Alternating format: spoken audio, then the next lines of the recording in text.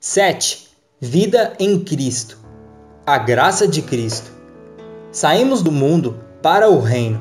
Colossenses capítulo 1, versículo 13. A nossa vida não deve ser como a vida que vivíamos no mundo. Se alguém diz estar em Cristo, mas vive do mesmo jeito, esse alguém não saiu do mundo. Consequentemente, não está em Cristo. Fomos arrancados do mundo, e não faz sentido algum ser arrancado do mundo e viver da mesma forma que o mundo vive. Agora, a nossa vida é outra, porque o reino é outro, e o cabeça é outro também. O modo que o mundo vive não faz mais parte da nossa vida. Recebemos a natureza de Cristo e perdemos a natureza do mundo. A graça de Cristo nos dá outra natureza, outra disposição interior, diferente da natureza do mundo.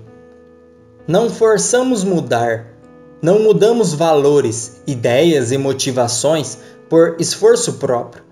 Recebemos a natureza de mudar o curso da nossa vida e, de repente, não pensamos mais como antes.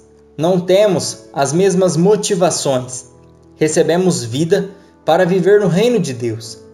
O Evangelho não é melhorar de vida, é uma troca de vida. Não é melhorar a mente, é receber a mente de Cristo.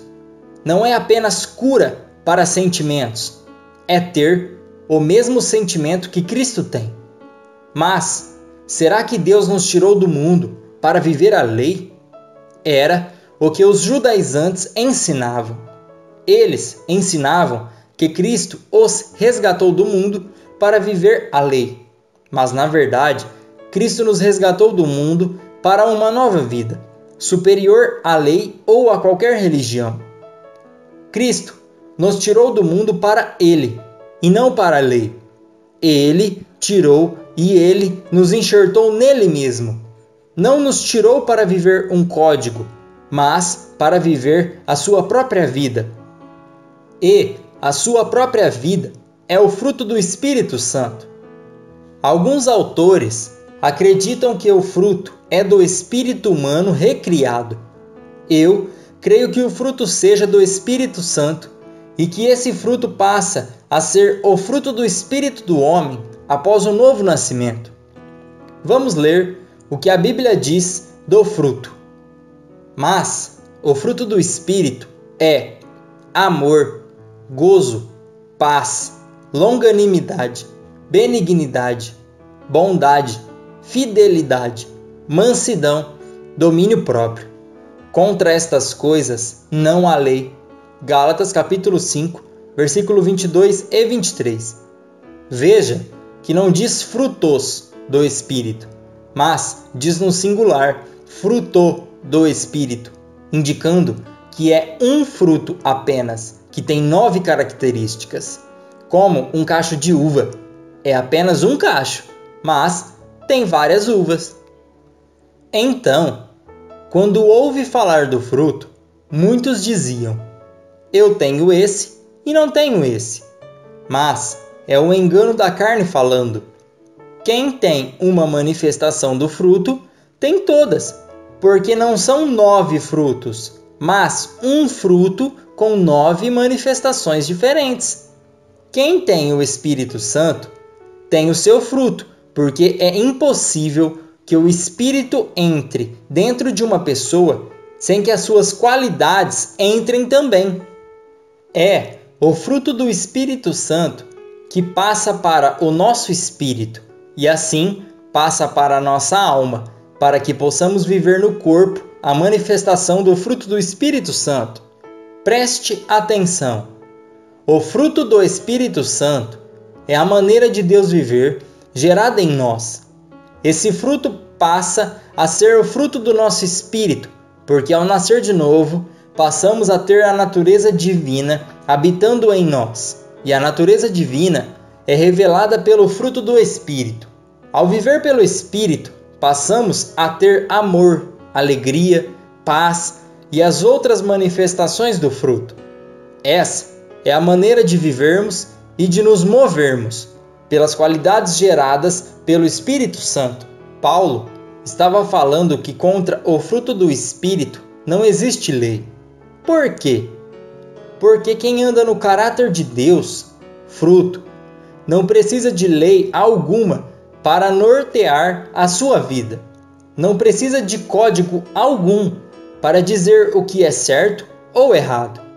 Existe outra maneira de viver em nós, que nos leva a viver na dimensão da natureza de Deus, o fruto do Espírito. Não existe lei onde existe vida. A lei é vivida por um esforço terrível, e mesmo assim não é suficiente. Deus não se esforça para viver a lei, pois sua vida é maior do que a própria lei. Deus vive a lei sem se esforçar, porque vive por natureza e não por esforço. Recebemos a vida de Deus, e essa vida não requer lei. É desnecessário, pois a vida de Deus é superior à lei. Vai além da lei. Foi o que Jesus falou no Sermão do Monte. Caminhar mais uma milha. Mateus capítulo 5, versículo 41.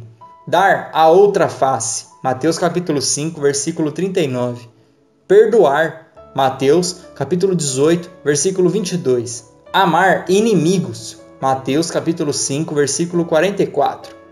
É muito superior à lei. E essa é a vida que recebemos. A vida de Deus em nós. Não é de admirar que Paulo tenha escrito do fruto do Espírito Santo para os Gálatas. Eles estavam vivendo na carne, porque trocaram a graça pela lei. Toda vez que for feita essa troca, o resultado será a vida na carne, a vida no mundo. Eles viviam no fruto, mas a lei veio e começaram a querer os resultados do fruto vivendo a lei. Isto fez com que parassem de viver pelo fruto para conseguirem o resultado do fruto por esforço próprio. Foi catastrófico, pois deram lugar para a carne e estavam nas obras próprias, que os levaram às obras da carne. A vida do reino é no Espírito e não na lei. A vida do Espírito é maior do que a lei. O pronto é melhor do que o trabalhado. O realizado é melhor do que o realizar. E o feito é melhor do que o fazer. A vida da fé. O justo viverá da fé. Hebreus capítulo 10, versículo 38. A fé em Cristo, que olha para Jesus. Hebreus capítulo 12, versículo 2. Não a fé que olha para nós mesmos, para as nossas obras, mas a fé que olha para Jesus, para o que Ele fez, para o que Ele é e para o que Ele falou, isto é, sua obra, sua vida, seu ensino.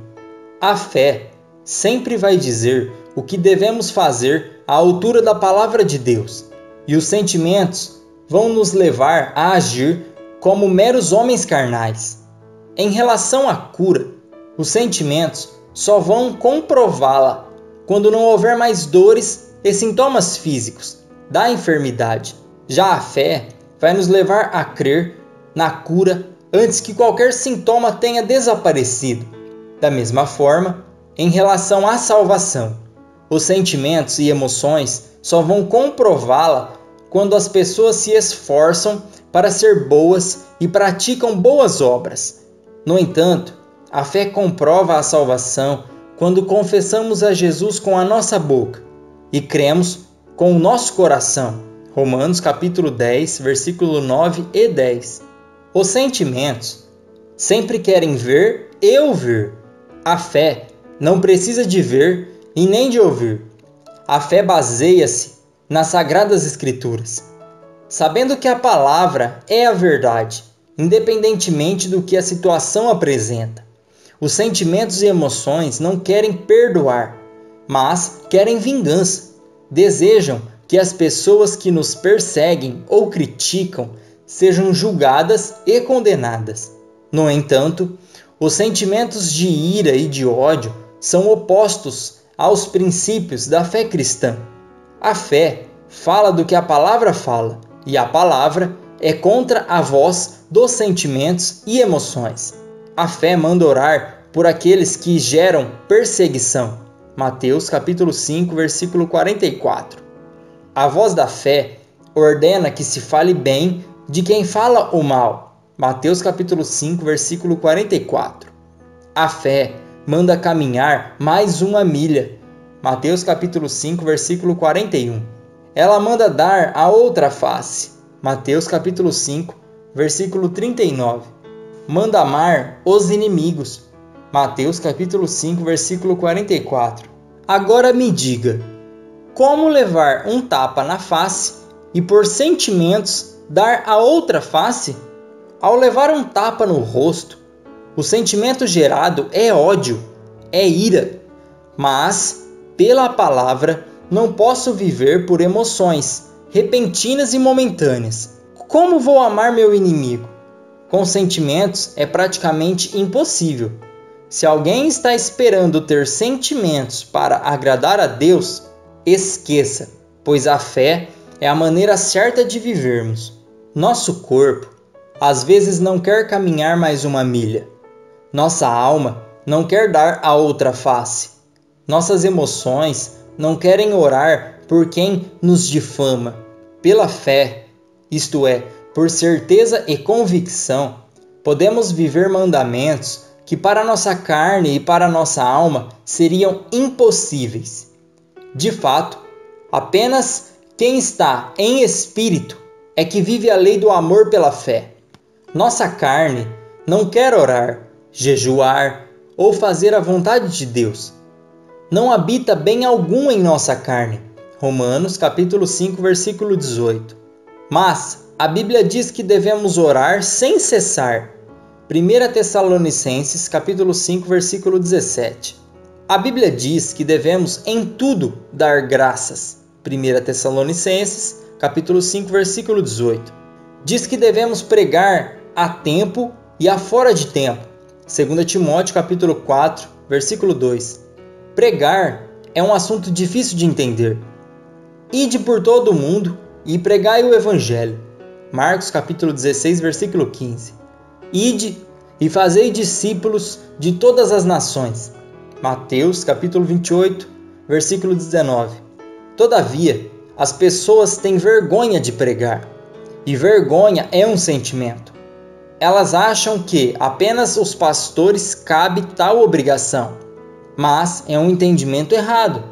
Não vivemos sentimentos e emoções.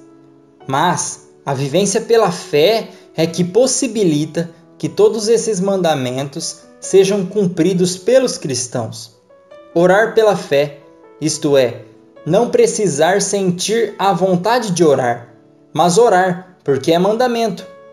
E não é necessário vontade para cumprir uma ordem. É preciso sim de ter juízo. E juízo espiritual é gerado por fé, baseadas nas Sagradas Escrituras. Então, não preciso sentir o desejo de dar graças.